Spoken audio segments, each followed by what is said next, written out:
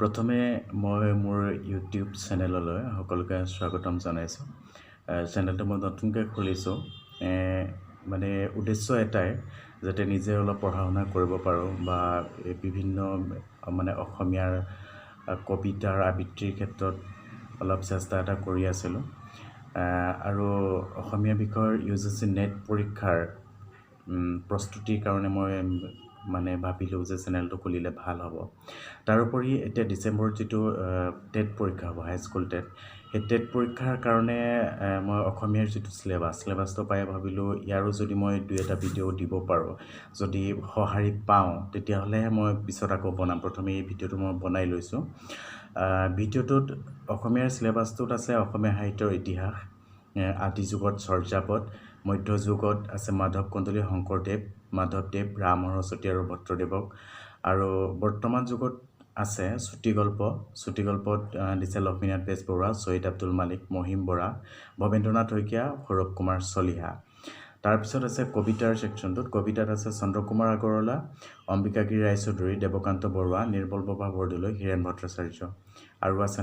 নাটকত আছে জ্যোতিপ্ৰসাদ আগৰৱালা, অতুল চন্দ্ৰ হাজৰিকা, সত্যপ্ৰসাদ বৰুৱা, অৰুণ শৰ্মা। তাৰপিছত দিছে উপন্যাসত দিছে ৰজনীকান্ত বৰদলৈ, বিৰিঞ্চি কুমাৰ বৰুৱা, বীৰেন্দ্ৰ কুমাৰ ভট্টাচাৰ্য, লক্ষীনন্দন বৰা, মামণি ৰয়ছম গোস্বামী। তাৰপিছত দিছে আলোচনীত দিছে অৰুণোদয়, জোনাকী, আবাহন আৰু ৰামধেনু। আৰু দ্বিতীয় চেপ্টাৰটোত দিছে অসমীয়া ভাষাৰ ব্যাকৰণ, কাৰক, ক্ৰিয়া, লিংগ, বচন, জতুৱা ঠাঁচ, সমাৰ্থক শব্দৰ নিৰ্ণয়, বিপৰীতাৰ্থ শব্দ আৰু বানান সংশোধন।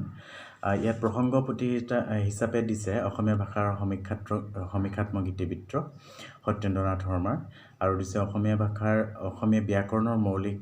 বিচাৰ ডাক্তৰ গোলোক চন্দ্ৰ গোস্বামী, আৰু অসমীয়া ভাষাৰ ব্যাকৰণ ডাক্তৰ উপেন্দ্ৰনাথ গোস্বামী। প্ৰথম কথাটো, এই 3খন কিতাপৰ নাম আৰু লেখকৰ নাম কিন্তু আপোনালোকে মনত ৰাখিয়ে থওক, কাৰণ এইটো এটা কুৱেশ্যন দিব পাৰে কিতাপখনৰ নাম দি আৰু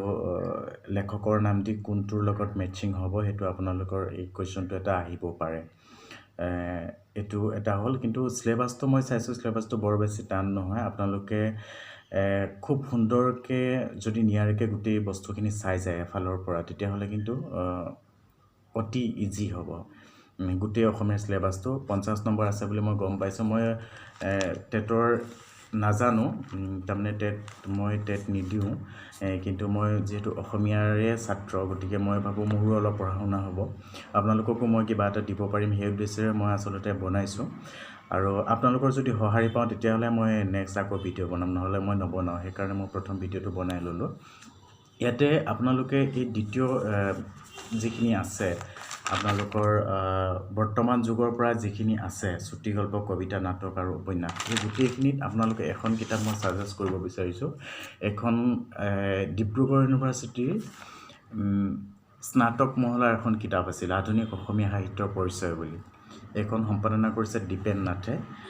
তেখেত বোধহয় চিনামৰা মহাবিদ্যালয়ৰ সহকাৰী অধ্যাপক। এই কিতাপখন খুব সুন্দৰ কিতাপ। মই অসমীয়াত মেজৰলৈ যেতিয়া পঢ়িছিলোঁ, এই কিতাপখনৰ পৰা মই বহুত সহায় পাইছিলোঁ। এই কিতাপখন আপোনালোকে কিন্তু ল'ব পাৰে, ইমান বিস্তৃতকৈ আছে গোটেইখিনি। ঠিক আছে, মই এইখিনি বাৰু ক'লোঁ। আপোনালোকৰ সঁহাৰি পালে মই পিছৰখিনি বনাম। মই আজি অৰুণ শৰ্মা, ইয়াত নাটকৰ চেপ্টাৰটোত যিখিনি দিছে, নাটক জ্যোতিপ্ৰসাদ আগৰৱালা, অতুল চন্দ্ৰ হাজৰিকা, সত্যপ্ৰসাদ বৰুৱা, অৰুণ শৰ্মা। আজি অৰুণ শৰ্মাৰ বিষয়ে মই আপোনালোকক অলপ জনাব বিচাৰিছোঁ। তাৰ পৰৱৰ্তী সময়ত মই যদি আপোনালোকৰ সঁহাৰি পাওঁ যে মই আৰু ভিডিঅ' বনাব লাগে, তেতিয়াহ'লে মই বনাই যাম। ভিডিঅ'টো দীঘলীয়াই হ'বগৈ, আপোনালোকে চাই থাকিব আৰু ছাবস্ক্ৰাইব কৰি ল'লে মোৰ সুবিধা হ'ব। এতিয়া নাটকৰ ক্ষেত্ৰত আমাৰ অসমীয়া সাহিত্যত আধুনিক নাটকৰ ক্ষেত্ৰত আমাৰ জ্যোতিপ্ৰসাদ আগৰৱালাই যিটো মানে আন্দোলনৰ সৃষ্টি কৰিছিলে, নাটকৰ ক্ষেত্ৰত যিটো নতুনত্ব আনি দিছিলে, জ্যোতিপ্ৰসাদ আগৰৱালাৰ পিছতে আছে অৰুণ শৰ্মা। অৰুণ শৰ্মাৰ নাটকবোৰ, তেখেত ইমান সামাজিকভাৱে দায়বদ্ধ আছিল। তেখেতৰ নাটকবোৰ সেইকাৰণে খুব জনপ্ৰিয় হৈছিল সেই সময়ত মই প্ৰথমে নাট্যকাৰ হিচাপে যিহেতু অৰুণ শৰ্মাক আমি বিশ্লেষণ কৰিব লাগিব বা অৰুণ শৰ্মাৰ বিষয়ে আমি পঢ়িব লাগিব নাট্যকাৰ হিচাপে তেখেত কিন্তু অকল নাট্যকাৰেই নহয় তেখেত ঔপন্যাসিক আছিল প্ৰবন্ধ লিখক আছিল কবি আছিল অনাটাৰ শিল্পী আছিল এই অৰুণ শৰ্মাৰ জন্ম হৈছিল 1931 চনত ডিব্ৰুগড়ত জন্মগ্ৰহণ কৰিছিলে আৰু তেখেতক অৰুণ শৰ্মাৰ নাটক বুলি ক'লে সাধাৰণতে বিশেষকৈ শ্ৰী নিবাৰণ ভট্টাচাৰ্য অৰুণ শৰ্মা বুলি ক'লে প্ৰথমে শ্ৰী নিবাৰণ ভট্টাচাৰ্য নাটকখনৰ কথা মনত আহে আৰু অৰুণ শৰ্মা বুলি ক'লে বিশেষকৈ অসমীয়া সাহিত্যত যিটো পাশ্চাত্য প্ৰভাৱৰ কথা যদি আমি কওঁ পাশ্চাত্য প্ৰভাৱত অৰুণ শৰ্মাৰ যিটো এফচাৰ্ড নাটক তেওঁ সম্পূৰ্ণ এফচাৰ্ড নাটকখনৰ নাম হ'ল আহাৰ আৰু শ্ৰী নিবাৰণ ভট্টাচাৰ্যৰ নাটকখনো এফচাৰ্ড নাটক বুলি কিছুমানে মন্তব্য কৰিছে যদিও কিছুমানে অলপ বেলেগ ধৰণে বিশ্লেষণ কৰিছে কিন্তু এফচাৰ্ড নাটক বুলিয়ে হয়তো আপোনালোকক পৰীক্ষাত আহিব পাৰে যে শ্ৰী নিবাৰণ ভট্টাচাৰ্য দিলে আৰু এইফালে আপোনাৰ এফচাৰ্ড নাটক এনেকৈ বুলি দিলে হয়তো সেইটো মিলাবলৈ আহিব পাৰে আৰু এতিয়া এফচাৰ্ড বা উদ্ভট নাটকৰ ৰচক কোন এই গোটেই যিকেইজন চাৰিজন নাট্যকাৰৰ নাম যে হয়তো মিলাই কোনজন মানে কেনেকুৱা ধৰণৰ নাটক ৰচনা কৰিছিল অৰুণ শৰ্মাই কেনেকুৱা ধৰণৰ নাটক ৰচনা কৰিছিল তাৰ বিষয়ে উদ্ভট নাটকৰ ৰচক কোন চাৰিজনৰ নাম দিব অৰুণ শৰ্মা অপশ্যন থাকিব হয়তো তেনেকৈ ধৰণে কুৱেশ্যন আহিব পাৰে তাৰপিছত তেখেতৰ বিষয়ে অকল নাটকৰ বিষয়ে যিহেতু আলোচনা কৰিব লাগিব তথাপিও মই তেখেতৰ আৰু কেইটামান কথা মই ক'ব লাগিব যে অৰুণ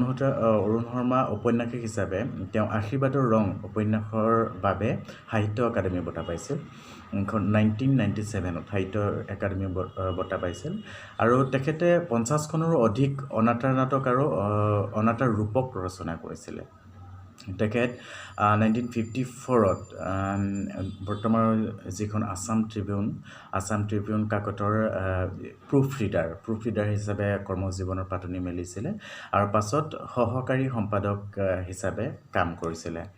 ইয়াৰ পাছতে তেওঁ 1960 চনত অল ইণ্ডিয়া ৰেডিঅ'ৰ প্ৰযোজক হিচাপে কাম কৰিছিলে 1970 আৰু 1980 দশকত তেওঁ গুৱাহাটী আকাশবাণী কেন্দ্ৰত নাটক বিভাগৰ সহায়ক আছিল ইয়াৰ পাছত তেওঁ 1970 পৰা 80 দশকত এই গুৱাহাটীত যেতিয়া আকাশবাণী কেন্দ্ৰত নাটক বিভাগৰ সহায়ক হিচাপে আছিলে তেতিয়া তেওঁ 47খন নাটক আৰু গুৱাহাটী আকাশবাণী কেন্দ্ৰ আৰু অল ইণ্ডিয়া ৰেডিঅ'ৰ নেশ্যনেল প্ৰগ্ৰামৰ বাবে অনাটাৰ তথ্যচিত্ৰ তেওঁ লিখি যিটো ৰেডিঅ' ডকুমেণ্টাৰী লিখিছিল আৰু ৰেডিঅ' ডকুমেণ্টাৰীৰ বাবে তেওঁ আন্তঃৰাষ্ট্ৰীয় বঁটাও লাভ কৰিছিল 1986ৰ পৰা 1989লৈ তেওঁ ডিব্ৰুগড় আকাশবাণী কেন্দ্ৰৰ সঞ্চালক হিচাপে আছিলে আৰু 1990 চনত শ্বিলঙৰ all India radio' north east ছাৰ্ভিচৰ সঞ্চালক পদৰ পৰা তেওঁ অৱসৰ গ্ৰহণ কৰিছিলে তেওঁ পঢ়ি থকা কালছোৱাতে উৰুকা পূজা নাটকত অভিনয় কৰিছিলে এখন তেখেতৰ নিজৰে নাটক আৰু 5 মাহৰ বাবে প্ৰশিক্ষণৰ অৰ্থে লণ্ডনলৈ যাবলৈ তেওঁ সুবিধা পাইছিল এইটো 1969ৰ কথা 1969ত তেওঁ 5 মাহৰ বাবে প্ৰশিক্ষণৰ অৰ্থে লণ্ডনলৈ যাত্ৰা কৰিছিলে আৰু সন্ধ্যাৰাগ যিখন আমাৰ চলচ্চিত্ৰ আছিলে সেই চলচ্চিত্ৰখনত তেওঁ অভিনয় কৰিছিলে হাৰ্ভাৰ্ড বিশ্ববিদ্যালয়ত গৱেষণা পাঠৰ বাবে লণ্ডনলৈ গৈছিলে আৰু শংকৰদেৱ কলাক্ষেত্ৰত শব্দজ্যোতিৰ কলা সঞ্চালক হিচাপে তেওঁ কাৰ্যনিৰ্বাহ কৰিছিলে এইটো 2005 চনৰ কথা আৰু মই আগতে কৈছিলোঁ যিখন তেখেতৰ শ্ৰী নিবাৰণ ভট্টাচাৰ্যৰ নাটকখন এই নাটকখন সাহিত্য সভাৰ শ্ৰেষ্ঠ নাটক নিৰ্বাচিত হৈছিলে আৰু অসম সাহিত্য সভা বঁটা পাইছিলে 1967 চনত নাটকৰ বাবে আৰু অসম নাট্য সন্মিলনৰ বঁটা পাইছিলে সংগীত নাটক একাডেমী বঁটা পাইছিলে অসম উপত্যকা সাহিত্য বঁটা পাইছিলে পদ্মশ্ৰী পাইছিলে 2010 চনত আৰু অনাটাৰ প্ৰচাৰৰ বাবে শংকৰাচাৰ্যৰ অৱতাৰ বঁটা 2010 চনত পাইছিলে জাপানত অনুষ্ঠিত আলেখ্য প্ৰতিযোগিতাত এছিয়া পেচিফিক এৱাৰ্ড পাইছিলে এইটো 1980ৰ কথা আৰু ABU Asia Pacific Broadcasting Union award লাভ কৰিছিলে এইটো ৰেডিঅ' ডকুমেণ্টাৰীৰ কাৰণে আৰু এইখন ডকুমেণ্টাৰীখনৰ নাম আছিলে কশ্যন ডেঞ্জাৰ এহেড আৰু ফিউচাৰ বাৰ্লিন বঁটা পাইছিলে এইটো ৰেডিঅ' ডকুমেণ্টাৰী এখনৰ কাৰণে এইটো অল লিভছ টু স্মাইল ডকুমেণ্টাৰীখনৰ নাম অল লিভছ টু স্মাইল আৰু আকাশবাণী এৱাৰ্ড পাইছিলে যিটো তেওঁ নাটক কুকুৰ নিচিনা মানুহ নাটকখনৰ বাবে তেওঁ আকাশবাণী বঁটা পাইছিলে আৰু তেখেতৰ যেহেতু আমাৰ নাট্যকাৰ হিচাপে আমি অৰুণ শৰ্মাক চাব লাগিব তেওঁৰ নাটক শ্ৰীনিবাৰণ ভট্টাচাৰ্য নাটকখন 1961ত ৰচনা কৰিছিলে প্ৰথম নাটক এখন যিখন এবচাৰ্ড নাটক বুলি কোৱা হয় এইটো কিন্তু প্ৰশ্নটো পৰীক্ষাত আহিব যেন লাগে যে এবচাৰ্ড নাটকৰ কথা আহাৰ শ্ৰীনিবাৰণ ভট্টাচাৰ্য এই নাটক তাৰপিছত তেওঁ বহুকেইখন নাটক ৰচনা কৰিছিলে নাটককেইখনৰ মই নাম আৰু চনটো কৈ দিব বিচাৰিছোঁ জিন্তি এইটো 1962 পৰশুৰাম 1962 উৰুষা পূজা 1964 আহাৰ 1964 পুৰুষ 1964 কুকুৰনেচীয়া মানুহ 1965 চিঞৰ 1972 বুৰঞ্জী পাঠ 1974 পদ্মাকুন্তি 1976 পোষ্টাৰ 1982 বাঘজাল 1984 নেপোলিয়ন আৰু ডেৰিজি 1985 অন্য এক অধ্যায় 1990 অগ্নিগড় 1996 অদিতিৰ আত্মকথা 2000 চক্ৰবেহু 2003 চিত্ৰলেখা নাটকখন তেওঁ গৰিয়সীত প্ৰকাশিত হৈছিলে এইটো প্ৰশ্নও কিন্তু আহিব পাৰে যে গৰিয়সীত প্ৰকাশিত অৰুণ শৰ্মাৰ নাটকখনৰ নাম কি আছিল এনেকৈ আহিব পাৰে চিত্ৰলেখা অৰুণ শৰ্মা আচলতে স্বৰাজোত্তৰ ভাৰতবৰ্ষত যিবোৰ শ্ৰেণী বৈষম্য সাম্প্ৰদায়িক অৱক্ষয় ৰাজনৈতিক যিবোৰ খেয়লা খলীয়া দিয়ে জনগণক জুৰুলা কৰি পেলাইছিলে সেই সময়খিনিত আৰু সেইবাবে দায়িত্বশীল নাট্যকাৰসকলে অধিকভাৱে বাস্তৱমুখী হৈ পৰিছিলে তাৰ ভিতৰত অৰুণ শৰ্মা এজন তেখেত অতি দায়িত্বশীল নাট্যকাৰ আছিলে আৰু সেই বিষয়বস্তুবোৰ যিবোৰ স্বৰাজোত্তৰ ভাৰতবৰ্ষত যিখিনি সমস্যাই দেখা দিছিলে সেই সমস্যাখিনিৰ ওপৰত তেওঁ বিশেষকৈ নাটক লিখিবলৈ ধৰিলে অৰুণ শৰ্মা কিছুমান কোটেশ্যন থাকে সেই বিশিষ্ট ব্যক্তিসকলে দিয়া ঠিক তেনেকৈ অৰুণ শৰ্মা মোৰ বাবে অনুভূতি উপলব্ধিৰ মূৰ্ত ৰূপ বুলি এষাৰ কথা কৈছিলে এনেকুৱা ধৰণৰ পৰীক্ষাবিলাকত আচলতে এই বিশিষ্ট ব্যক্তিসকলে কোৱা কথাবোৰ দি পেলাই কোনে কৈছিলে এনেকুৱা ধৰণৰ কুৱেশ্যন কিন্তু আহিব পাৰে গতিকে তেখেতৰ মতে মোৰ বাবে অনুভূতি উপলব্ধিৰ মূৰ্ত ৰূপ কোনে কৈছিলে অৰুণ শৰ্মাই কৈছিলে এনেকৈ ধৰণে কিন্তু কুৱেশ্যন আহিব পাৰে মই কথাটো কৈ দিছোঁ আৰু আছিলে অৰুণ শৰ্মাৰ প্ৰতিখন নাটকত আধুনিক সভ্যতাৰ সৃষ্টি কৰা মানুহৰ যি নিসংগতাবোধ শূন্যতাবোধ আদিৰ উপৰি স্খলিত মানসিকতাৰ লগতে সামাজিক চেতনাৰ কথাও কিন্তু প্ৰকাশ হৈছিলে তেওঁ এখন নাটক আছিলে বুৰঞ্জী পাঠ লখিমপুৰ নাবিক গোষ্ঠীয়ে মঞ্চস্থ কৰিছিলে এই নাটকখনক মুখ্য চৰিত্ৰ হিচাপে লৈছিলে ইন্দিৰা গান্ধীক মুখ্য চৰিত্ৰ হিচাপে লৈ তেওঁ নাটকখন কৰিছিলে আৰু এখন কিন্তু প্ৰহসন আছিলে এইটো কুৱেশ্যনো কিন্তু আহিব পাৰে যে অৰুণ শৰ্মাৰ প্ৰহসন নাটকখনৰ নাম কি এনেকুৱা ধৰণেও আহিব পাৰে আৰু ইয়াতে লোকনাট্য ওজাপালিক আধাৰ কৰি তেওঁ নাটকখন লিখিছিলে আৰু অৰুণ শৰ্মাৰ মই আগতেও কৈছিলোঁ যে অৰুণ শৰ্মাৰ সম্পূৰ্ণ এবচাৰ্ড নাটকখন হ'ল আহাৰ তেওঁৰ সম্পূৰ্ণ এবচাৰ্ড নাটকখন আহাৰ এইটো কুৱেশ্যনো কিন্তু আহিব পাৰে যে সম্পূৰ্ণ এবচাৰ্ড নাটক কি বা অৰুণ শৰ্মা নাট্যকাৰজন মানে এবচাৰ্ড নাটক বা উদ্ভট নাটকৰ ৰচক কোন এনেকৈ ধৰণৰ আহিব পাৰে সেইটো হ'ল অৰুণ শৰ্মা সেইজন হ'ল অৰুণ শৰ্মা এতিয়া কথা হ'ল এই এবচাৰ্ড নাটকনো কি মানে এই এবচাৰ্ড নাটক হ'ল ইউৰোপ আৰু আমেৰিকাত বিংশ শতিকাৰ 50 আৰু 60 দশকৰ ভিতৰত লিখিত এক বিশেষ শ্ৰেণীৰ নাটকক বুজাবলৈ এবচাৰ্ড নাটক এই অভিধাটো ব্যৱহাৰ কৰা হৈছিলে আৰু ইয়াৰ কাম কেনেকুৱা ধৰণৰ ইয়াৰ কাম আছিল ধৰি লওক আপুনি পাহাৰৰ ওপৰৰ পৰা এটা ডাঙৰ মস্ত শিল আপোনাৰ বাগৰি পৰিছে সেই শিলটো আপুনি আকৌ ওপৰলৈ উঠাবলৈ গৈছে এইটো আচলতে তেনেকুৱা ধৰণৰ কামবোৰ এটা এবচাৰ্ডিটি উদ্ভট চিন্তা মানুহে যে কৰে এতিয়া বিশ্বব্ৰহ্মাণ্ডত মানুহৰ অনিশ্চিত অৱস্থিতি সম্বন্ধে দৰ্শকক সজাগ কৰাটো এবচাৰ্ড নাটকৰ কাম নাট্যকাৰৰ কাম অনিশ্চিতি সম্পৰ্কে